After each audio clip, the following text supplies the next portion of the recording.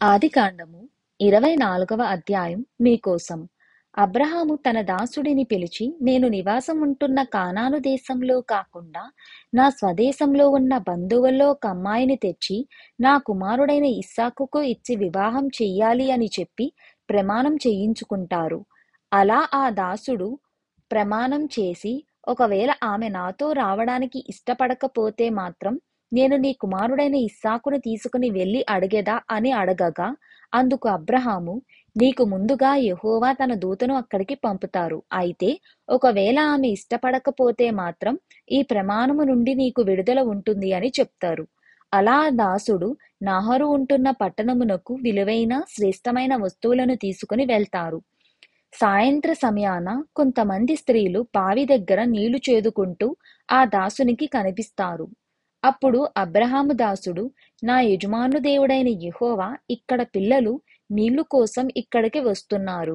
నేను ఇక్కడకు వచ్చే అమ్మాయిని నాకు కొన్ని నీళ్లు ఇవ్వమని అడగగా, ఎవరైతే తీసుకోమని చెప్పి మీ ఒంటెలకు కూడా నీళ్లు ఇస్తాను అంటారో ఆమెనే నీవు ఇస్సాకుకు నియమించిన భార్య అని నేను నమ్ముతాను అని అనుకుంటూ ఉండగా, ఇంతలో ఒక చక్కనైన చిన్నది వచ్చి బావి దగ్గర నీళ్లు చేదుకుంటూ ఆ దాసునికి కనిపిస్తుంది. వెంటనే ఆ దాసుడు తాగడానికి నీళ్లు ఇవ్వమని ఆ చిన్నదాని అడగగా, ఆమె నీళ్లు ఇచ్చి మీ ఒంటెలకు కూడా నీళ్లు పెడతాను అని చెప్తుంది. వెంటనే అతడు కొంచెం బంగారం చేత పుట్టుకొని, నీవు ఎవరి కుమార్తెవు అని అడగగా, ఆమె తాను నాహోరు మిల్కా కుమారుడికి కలిగిన కుమార్తెను అని చెప్తుంది. ఆమె, మా దగ్గర చాలా స్థలం ఉంది కాబట్టి ఈ రాత్రికి మీరు మీ ఒంటెలు అక్కడ విశ్రాంతి తీసుకోవచ్చు అని చెప్తుంది. వెంటనే ఆ దాసుడు తాను వచ్చిన పని యెహోవా జరిపించారు అని యెహోవాకి మొక్కుకొని, యెహోవా స్తుతింపబడును గాక అని అంటారు. నా యజమాని పట్ల దేవుడు కృప చూపడం మానలేదు అని నేను దారిలో ఉండగానే తన బంధువుని ఇంటికి యెహోవా మార్గము నాకు చూపించారు అని సంతోషిస్తాడు. అంతటా రిబ్కా ఇంటికి వెళ్ళి జరిగింది అంతా చెప్తుంది. రిబ్కా సహోదరుడు అయిన లాబాను ఆ దాసుడి దగ్గరికి వెళ్ళి ఆ దాసుని ఇంటికి తీసుకువస్తారు.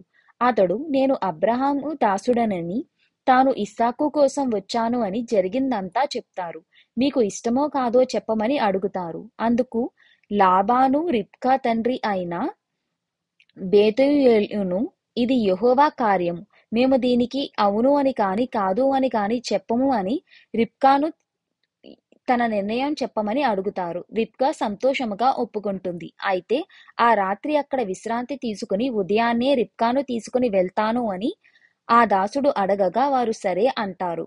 ఉదయమునే ఆ దాసుడు రిబ్కాను తీసుకుని తన యజమానుని దగ్గరికి వెళ్ళెదా అని అడగగా, వారు ఈ చిన్నదాన్ని కనీసం ఒక 10 రోజులు అయినా తన దగ్గర ఉంచమని వాళ్ళు అడుగుతారు. అప్పుడు ఆ దాసుడు, ఇంత సంతోషకరమైన వార్తను నేను 10 రోజులు ఆగి చెప్పలేను అని చెప్పి, నేను వెంటనే వెళ్ళి నా యజమానుడైన అబ్రహామునకు ఈ శుభవార్త చెప్తానని వారితో అంటారు. అందుకు వారు రిబ్కాతో, నీవు వెంటనే ఈ దాసునితో వెళ్ళెదవా అని అడగగా, సంతోషముగా రిబ్కా ఒప్పుకుంటుంది. అలా రిబ్కాని కొన్ని వస్తువులను దాసులను ఇచ్చి ఆ దాసునితో వారు పంపుతారు. అలా ఆ దాసుడు రిబ్కాను తీసుకొని సాయంత్ర వేళ అబ్రహాము ఉన్న కానాను దేశమునకు వెళుతూ ఉండగా మార్గమధ్యంలో ఇస్సాకు రిబ్కాను చూస్తారు.